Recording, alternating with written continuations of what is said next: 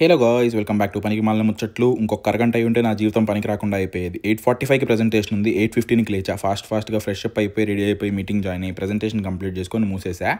On campus జాబ్ది college వాళ్ళు ఇచ్చిన laptop ఎక్కడో తవ్వకాల్లో బయటికి తీసి దాన్ని దుమ్ము దులిపి ఇంకా మొత్తం డేటా అది ఇది డిలీట్ చేసేసి కాలేజ్లో మళ్ళీ రిటర్న్ సబ్మిట్ చేసేయడానికి వెళ్తున్నాను అనమాట. ఎలాగో 20 days ఉంది అండి, ఇంకా నాకు డేటా సెన్సిటివ్ వర్క్ ఏం లేదు పెద్ద, అందుకని ల్యాప్టాప్ ఇప్పుడే రిటర్న్ ఇచ్చేస్తున్నా.